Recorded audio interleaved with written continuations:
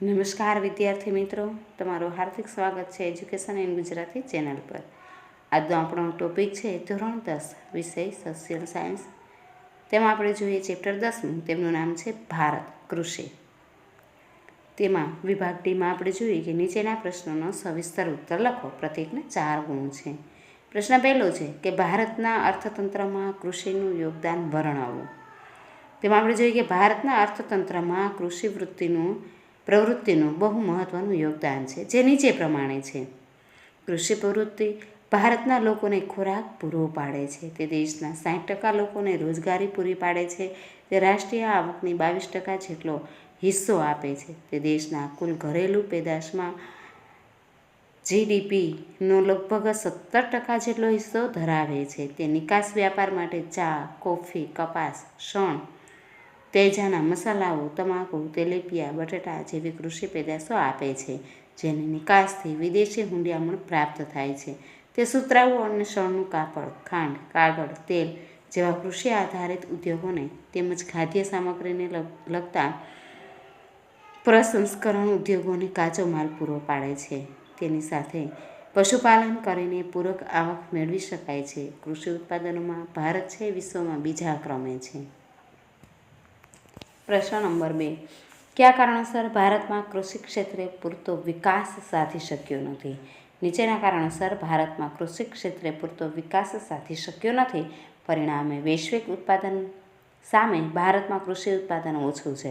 ભારતના ખેડૂતો મહેનતુ છે, પણ તેમાંથી બહુ મોટા ભાગના ગરીબ અને અભણ છે. તેમની ગરીબી અને નિરક્ષરતાને લીધે તેઓને નાના ખેતરો માટે ટ્રેક્ટર, થ્રેશર, પંપ વગેરે યાંત્રિક સાધનો વસાવવા કે વાપરવા મોંઘા પડે છે. પરિણામે કૃષિ ઉત્પાદન વધારી શકાતું નથી. ભારતની ખેતી મુખ્યત્વે વરસાદ પર અવલંબે છે, જે ઘણું અનિયમિત અને અનિશ્ચિત છે. પરિણામે કૃષિ ઉત્પાદન ઓછું થાય છે. દેશના કેટલાક ભાગોમાં કૃષિ માટે જરૂરી વરસાદ પડતો નથી, તેમજ સિંચાઈની પણ સગવડ નથી.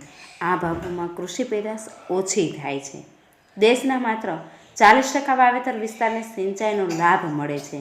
બાકીના વિસ્તારમાં વર્ષમાં માત્ર એક જ પાક લઈ શકાય છે. ભારતમાં થયેલા મોટા વસ્તી વધારાના કારણે ખેતરોના કદ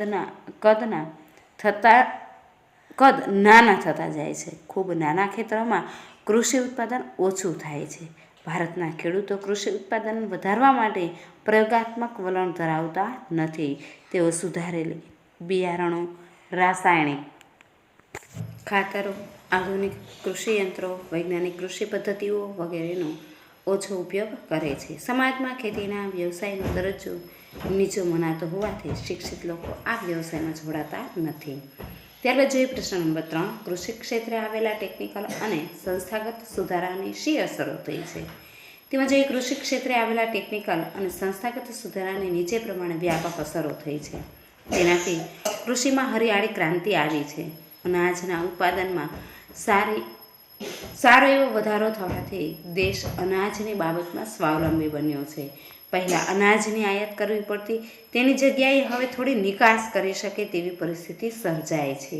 વળી સઘન કૃષિ અને વાવેતર વિસ્તારોમાં વધારો એટલે કે કૃષિ વિસ્તરણ શક્ય બન્યા છે. હરિયાળી ક્રાંતિથી અનાજનું રાષ્ટ્રીય ભંડોળ ઊભું કરી શકાયું છે. પરિણામે અર્થતંત્ર સ્વાવલંબનના માર્ગે પ્રગતિ કરતું થયું છે. ખેડૂતોની આવક વધી છે.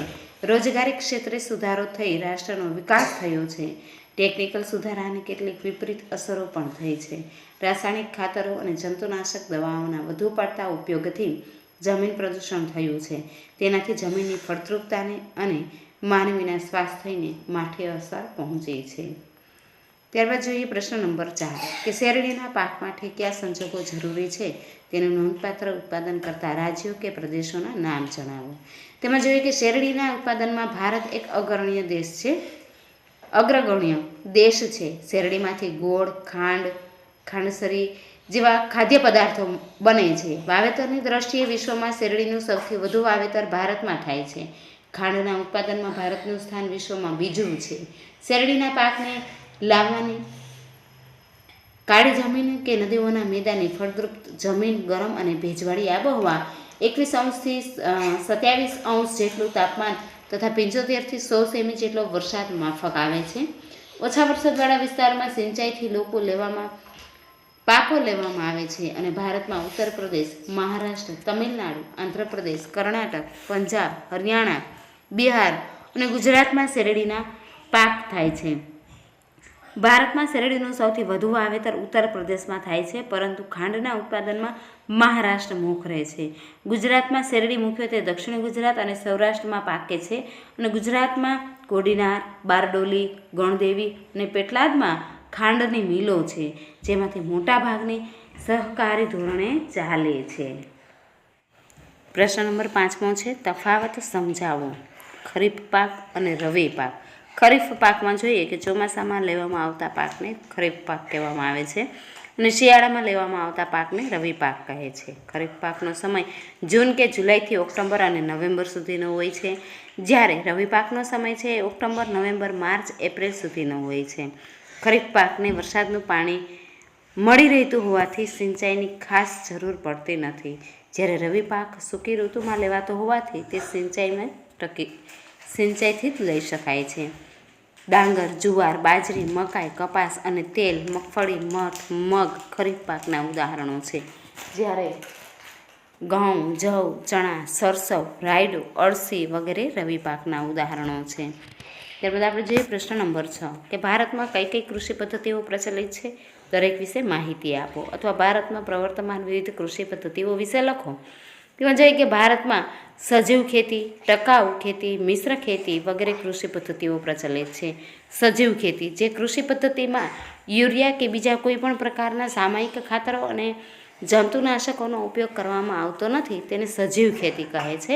તેમાં જમીનના પોષણ માટે છાણિયું ખાતર, અળસિયાનું ખાતર, કમ્પોસ્ટ ખાતર વાપરવામાં આવે છે. તેમાં પાકના સંરક્ષણ માટે ગૌમૂત્ર, લીમડાનું દ્રાવણ, છાશ વગેરેનો ઉપયોગ કરવામાં આવે છે. સજીવ ખેતી એટલે કે જૈવિક ખેતીની પેદાશો પોષણયુક્ત હોય છે. તેમાં કુદરતી સ્વાદ, મીઠાશ અને સોડમ હોય છે.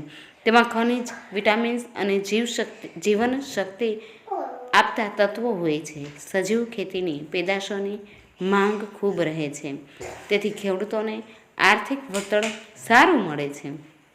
ટકાઉ ખેતી, આ ખેતીમાં જમીનની ફળદ્રુપતા લાંબા સમય સુધી જાળવવા માટે પાકની ફેરબદલી, પોષણ માટે રાસાયણિક ખાતરોની જરૂરિયાત પૂરતી જ ઉપયોગ, કીટક અને નીંદણ નિયંત્રણ માટે જંતુનાશકોને બદલે જૈવિક નિયંત્રક, જળ સંરક્ષણ વગેરે બાબતોની પૂરતી કાળજી લેવામાં આવે છે. મિશ્ર ખેતી, આ પ્રકારની ખેતીની સાથે સાથે પશુપાલન, મરઘા, બતકા ઉછેર, મધમાખી ઉછેર, મત્સ્ય ઉછેર જેવી પ્રવૃત્તિઓ કરવામાં આવે છે. 7 જોઈએ કે ભારતમાં કૃષિ ક્ષેત્રે આવેલા ટેકનિકલ સુધારા જણાવો. 5 મુદ્દા લખવાના છે. ભારતમાં ખેતીના સાધનો, બિયારણો અને ખાતરોમાં આવેલા પરિવર્તનનો ટેકનિકલ સુધારા ગણાય છે. ભારતના ખેડૂત સિંચાઈ માટે પહેલાં કોષ, રેન્ટ વગેરેનો ઉપયોગ કરતા હતા અને તેની જગ્યાએ હવે તે સબમર્સિબલ કે મોનોબ્લોક, સોલર પંપ વગેરે વાપરતા થયા છે. ઓછા પાણીએ વધુ પાક લેવા માટે તે ટપક સિંચાઈ અને ફુવારા સિંચાઈ પદ્ધતિનો ઉપયોગ કરતા હોય છે. આજનો ખેડૂત સુધારેલા બિયારણો અને બીજની સંકરણ જાતનો ઉપયોગ કરવા લાગ્યો છે. તે NPK, નાઇટ્રોજન, ફોસ્ફરસ અને પોટાશ, DAP, ડાઈ એમોનિયમ ફોસ્ફેટ અને યુરિયા જેવા રાસાયણિક ખાતરોનો ઉપયોગ કરતો થયો છે. બાયો ફર્ટિલાઇઝરનો પણ ઉપયોગ થાય છે. સરકાર બિયારણો તેમજ રાસાયણિક ખાતરો ખરીદવા આર્થિક મદદ અને રાહત પણ આપે છે. ખેડૂત તેના પાકને કીટકો અને રોગોથી બચવા કીટનાશક અને જંતુનાશક દવાઓ તેમજ બાયોકન્ટ્રોલ એટલે કે જૈવિક નિયંત્રણનો ઉપયોગ કરે છે. સરકાર આ અંગે માહિતી, માર્ગદર્શન તેમજ આર્થિક મદદ આપે છે. ખેડૂતોને વર્તમાનપત્રો, આકાશવાણી, દૂરદર્શન, DD કિસાન ચેનલ, મોબાઈલ પર Kisan SMS, toll free number free 1881 એટલે કે કિસાન કોલ સેન્ટર, સરકારના ખેડૂત વેબ પોર્ટલ, આઈ ખેડૂત અને જેવી મોબાઈલ એપ દ્વારા કૃષિની વૈજ્ઞાનિક પદ્ધતિઓ અંગે માર્ગદર્શન આપવામાં આવે છે. જિલ્લા કક્ષાએ ખેડૂત તાલીમ કેન્દ્રની સ્થાપના કરવામાં આવી છે. તેમાં ખેડૂતોને પ્રશિક્ષિત કરવામાં આવે છે. ત્યારબાદ જોઈએ પ્રશ્ન નંબર 8 કે ભારતમાં કૃષિ ક્ષેત્રે થયેલા સંસ્થાગત સુધારા જણાવો. 5-6 મુદ્દા લખવા. ભારતમાં કેન્દ્ર અને રાજ્ય સરકારી કૃષિ ક્ષેત્રે મહત્વના સંસ્થાગત સુધારાઓ કર્યા છે. પહેલું જોઈએ કે જમીનદારી પ્રથા નાબૂદ કરી ખેડૂતોનું શોષણ થતું અટકાવ્યું છે. ખેડૂતોની જમીન જેવા ગુણોત્તર દ્વારા જમીન ખેડનારને જમીન માલિકોનો હક આપવામાં આવ્યો છે. જમીન ટોચ મર્યાદા દ્વારા જમીન માલિકની અસમાનતા દૂર કરવામાં આવી છે. ખેડૂતોને આર્થિક મદદ કરવા કૃષિ ધિરાણ યોજના મનાવાય છે. કિસાન ફેડરેટ કાર્ડ દ્વારા તેમજ રાષ્ટ્રીયકૃત બેન્કો, સરકારી બેન્કો અને સરકારી મંડળીઓ દ્વારા ખેડૂતોને આર્થિક મદદ કરવામાં આવે છે. બિયારણો, ખાતરો અને જંતુનાશક દવાઓ ખરીદવા માટે સરકાર ખેડૂતોને સબસિડી અને આર્થિક મદદ કરે છે. પ્રધાનમંત્રી પાક વીમા યોજના દ્વારા ખેડૂતોને ખેતી પાકોનું વીમાકીય રક્ષણ પૂરું પાડવામાં આવે છે. દુષ્કાળ કે વધુ વરસાદને કારણે પાક નિષ્ફળ જાય ત્યારે સરકાર ખેડૂતોને આર્થિક મદદ કરે છે. માર્કેટ યાર્ડમાં ખેત પેદાશોના વેચાણમાં કાયદાકીય જોગવાઈ કરીને ખુલ્લી હરાજીની પદ્ધતિને ફરજિયાત બનાવી છે. ખેડૂતોને તેમની ખેત પેદાશોના યોગ્ય ભાવ મળી રહે તે માટે સહકારી મંડળીઓ અને ખરીદ વેચાણ મંડળીની સંઘોની સ્થાપના કરવામાં આવી છે.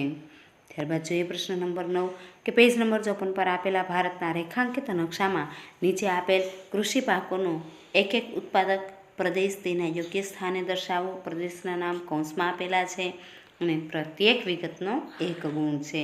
તેમાં પહેલું છે ઘઉં પંજાબ, ડાંગર તમિલનાડુ, મગફળી ગુજરાત, ચા અસમ, શેરડી ઉત્તર પ્રદેશ, તમાકુ આંધ્રપ્રદેશ, કપાસ મહારાષ્ટ્ર, શણ પશ્ચિમ બંગાળ, જુવાર મહારાષ્ટ્ર, એરંડા રાજસ્થાન, મકાઈ મધ્યપ્રદેશ, કોફી કર્ણાટક, નાળિયેર કેરળ. પરીક્ષામાં એક વિગત પૂછાશે. ત્યારબાદ જોઈએ આપણે નકશામાં ભારતમાં. તેમાં જોઈએ આપણે ઘઉં, ડાંગર, મગફળી, ચા, શેરડી, તમાકુ, કપાસ, શણ, જુવાર, એરંડા, મકાઈ, કોફી અને નાળિયેર. થેન્ક યુ વિદ્યાર્થી મિત્રો.